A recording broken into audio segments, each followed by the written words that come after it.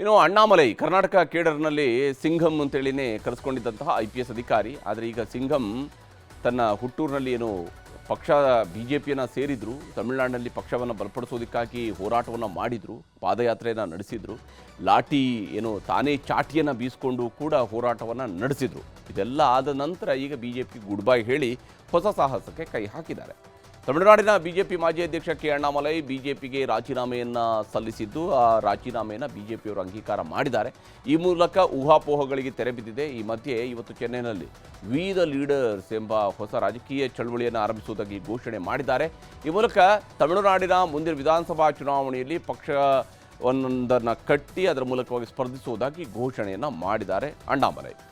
ಹೊಸ ಪಕ್ಷ ಘೋಷಣೆಯೊಂದಿಗೆ ತಮಿಳುನಾಡಿನಲ್ಲಿ ಮುಂದಿನ ಲೋಕಸಭೆ ವಿಧಾನಸಭೆ ಚುನಾವಣೆಗೆ ಸ್ಪರ್ಧಿಸುವುದಾಗಿ ಅಣ್ಣಾಮಲೈ ಹೇಳಿದ್ದಾರೆ. ಮತ್ತೊಂದೆಡೆ ಪಕ್ಷ ಬಿಟ್ಟಿರೋದು ನಮಗೇನು ಸಮಸ್ಯೆ ಆಗೋದಿಲ್ಲ ಅಂತೇಳಿ BJP ನಾಯಕರು ಹೇಳ್ಕೊಂಡಿದ್ದಾರೆ. ಇಷ್ಟು ದಿವಸ BJP ನಾಯಕರುಗಳು ಅಣ್ಣಾಮಲೈಯವರನ್ನ ಬಹಳ ಹಾಡಿ ಹೊಗಳ್ತಾ ಇದ್ರು. ಅದೀಗ TVK DMK ಕೂಡ ಡೋಂಟ್ ಕೇರ್ ಅಂತ ಹೇಳ್ತಾ ಇದ್ರು. ಅಣ್ಣಾಮಲೈ ಹೊಸ ಪಕ್ಷ ಮುಂದೆ ಯಾವ ರಾಜಕೀಯ ಬದಲಾವಣೆಗಳನ್ನು ದ್ರಾವಿಡ ನೆಲದಲ್ಲಿ ತರುತ್ತೆ ಅನ್ನೋದನ್ನು ನೋಡಬೇಕಾಗಿದೆ.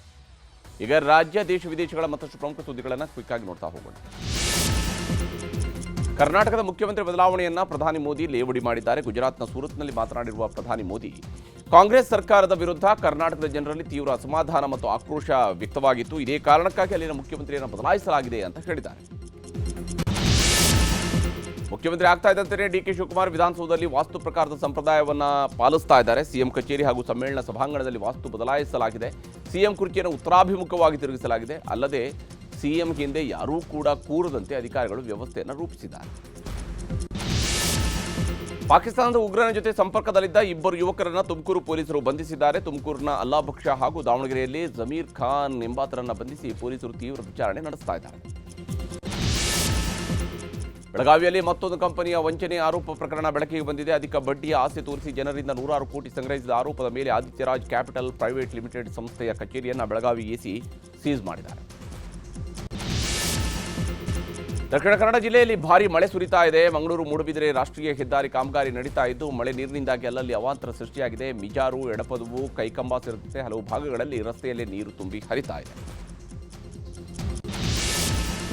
ಕಾಸರಗೋಡು ಜಿಲ್ಲೆಯ ಶಾಲೆಯೊಂದರ ಕಾಂಪೌಂಡ್ ಏಕಾಏಕಿ ಕುಸಿದು ಬಿದ್ದಿದೆ. ಕಾಂಜಂಗಾಡಿನ UBMC ಶಾಲೆಯ ಆವರಣದ ಗೋಡೆ ಕುಸಿಯುವ ದೃಶ್ಯ CCTVಯಲ್ಲಿ ಸೆರೆಯಾಗಿದೆ. ಮಕ್ಕಳು ಮಧ್ಯಾಹ್ನದ ಊಟ ಸೇವಿಸ್ತಾ ಇದ್ದ ಸಂದರ್ಭದಲ್ಲೇ ಈ ಒಂದು ದುರಂತ ಸಂಭವಿಸಿದ್ದು, ಕ್ಲಾಸ್ ರೂಮ್ ಒಳಗೆ ಹೋಗ್ತಾ ಇದ್ದಂತೆ ಗೋಡೆ ಕುಸಿದಿದೆ.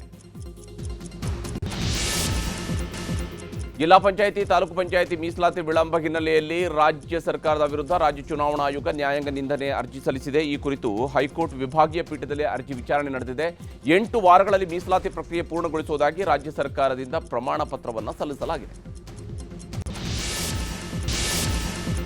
ಕೇಂದ್ರಾಡಳಿತ ಪ್ರದೇಶವಾದ ದಮನ್ನಲ್ಲಿ ನಮೋ ವಿಮಾನ ನಿಲ್ದಾಣದ ನಮೋ ನೂತನ ಟರ್ಮಿನಲ್ ಅನ್ನು ಇಂದು ಪ್ರಧಾನಿ ಮೋದಿ ಲೋಕಾರ್ಪಣೆ ಮಾಡಿದ್ದಾರೆ. ಇದೇ ವೇಳೆ ದಮನ್ನಲ್ಲಿ ಅತ್ಯಾಧುನಿಕ ನಮೋ ಆಸ್ಪತ್ರೆಯನ್ನು ಕೂಡ ಉದ್ಘಾಟಿಸಿದ್ದಾರೆ. ದೇಶದ ಗಡಿ ಭದ್ರತೆಯನ್ನು ತಂತ್ರಜ್ಞಾನದ ಮೂಲಕ ಆಧುನೀಕರಿಸುವ ಬಹುನಿರೀಕ್ಷಿತ ಸ್ಮಾರ್ಟ್ ಬಾರ್ಡರ್ ಪರಿಕಲ್ಪನೆಯ ಅಂತಿಮ ಹಂತದಲ್ಲಿದೆ. ಈ ಕುರಿತು ಮಾಹಿತಿ ನೀಡಿರುವ ಕೇಂದ್ರ ಗೃಹ ಸಚಿವ ಅಮಿತ್ ಶಾ, ಶೀಘ್ರದಲ್ಲೇ ದೇಶದ 7 ರಿಂದ 8 ಆಯ್ದ ಸ್ಥಳಗಳಲ್ಲಿ ಸ್ಮಾರ್ಟ್ ಬಾರ್ಡರ್ನ ಪ್ರಾಯೋಗಿಕ ಪರೀಕ್ಷೆ ನಡೆಸಲಾಗುವುದು ಅಂತ ಹೇಳಿದ್ದಾರೆ. ಅಮೆರಿಕ ಅಧ್ಯಕ್ಷ ಡೊನಾಲ್ಡ್ ಟ್ರಂಪ್ ಅವರು ಪ್ರಧಾನಿ ನರೇಂದ್ರ ಮೋದಿ ಅವರನ್ನ ಅತ್ಯುತ್ತಮ ಸ್ನೇಹಿತ ಎಂದು ಮತ್ತೊಮ್ಮೆ ಬಣ್ಣಿಸಿದ್ದಾರೆ. ನನ್ನ ಬೆಸ್ಟ್ ಫ್ರೆಂಡ್ ಆಗಿರುವಂತಹ ಪ್ರಧಾನಿ ಮೋದಿ ಜೊತೆಗೆ ನನಗೆ ಉತ್ತಮ ಬಾಂಧವ್ಯ ಇದೆ. ನಾವು ಖಂಡಿತವಾಗಿಯೂ ವ್ಯಾಪಾರ ಒಪ್ಪಂದವನ್ನು ಮಾಡ್ಕೊಳ್ತೀವಿ ಅಂತ ಟ್ರಂಪ್ ಹೇಳಿದ್ದಾರೆ. ಜರ್ಮನಿಯ ಫ್ರಾಂಕ್ಫರ್ಟ್ ವಿಮಾನ ನಿಲ್ದಾಣದಲ್ಲಿ ಭಾರೀ ವಿಮಾನ ದುರಂತವೊಂದು ತಪ್ಪಿದೆ. ಲಾಸ್ ಏಂಜಲೀಸ್ಗೆ ತೆರಳಬೇಕಿದ್ದ ಲುಫ್ತಾನ್ಸಾ ಬೋಯಿಂಗ್ ವಿಮಾನದ ಲ್ಯಾಂಡಿಂಗ್ ಗೇರ್ ಕುಸಿದು ಬಿದ್ದ ಪರಿಣಾಮ ಹಲವು ಪ್ರಯಾಣಿಕರು ಗಾಯಗೊಂಡಿದ್ದಾರೆ. ಶ್ರೀಲಂಕಾದ ವೃದ್ಧಾಶ್ರಮವೊಂದರಲ್ಲಿ ಸಂಭವಿಸಿದ ಭೀಕರ ಅಗ್ನಿ ಅವಘಡದಲ್ಲಿ 12 ಮಂದಿ ಸಜೀವ ದಹನವಾಗಿದ್ದಾರೆ. 6 ಜನ ತೀವ್ರವಾಗಿ ಗಾಯಗೊಂಡಿದ್ದಾರೆ. ಕೊಲಂಬೋ ವ್ಯಾಪ್ತಿಯ ವೃದ್ಧಾಶ್ರಮದಲ್ಲಿ ಈ ದುರಂತ ಸಂಭವಿಸಿದೆ. ಭಾರತೀಯ ರಿಸರ್ವ್ ಬ್ಯಾಂಕ್ ತನ್ನ ಪ್ರಮುಖ ರೆಪೋ ದರವನ್ನು -5.25% ಯಥಾಸ್ಥಿತಿಯಲ್ಲಿ ಮುಂದುವರೆಸುವುದಕ್ಕೆ ನಿರ್ಧಾರವನ್ನು ಕೈಗೊಂಡಿದೆ. ಜಾಗತಿಕ ಬಿಕ್ಕಟ್ಟುಗಳ ಎದುರು ಭಾರತದ ಆರ್ಥಿಕತೆಯನ್ನು ಸುಧಾರಿಸುವ ನಿಟ್ಟಿನಲ್ಲಿ RBI ಈ ನಿರ್ಧಾರವನ್ನು ಪ್ರಕಟಿಸಿದೆ. ಕೇರಳಕ್ಕೆ ಮುಂಗಾರು ಪ್ರವೇಶ ಮಾಡಿದೆ. ಈ ಹಿನ್ನೆಲೆಯಲ್ಲಿ ಕೇರಳದಲ್ಲಿ ಮಳೆಗಾಲದ ಮೀನುಗಾರಿಕೆಯನ್ನು ಸ್ಥಗಿತಗೊಳಿಸಲಾಗಿದೆ. ಜೂನ್ 9 ರಿಂದ 52 ದಿನಗಳ ಕಾಲ ಮೀನುಗಾರಿಕೆಯನ್ನು ನಿಷೇಧಿಸಲಾಗಿದೆ.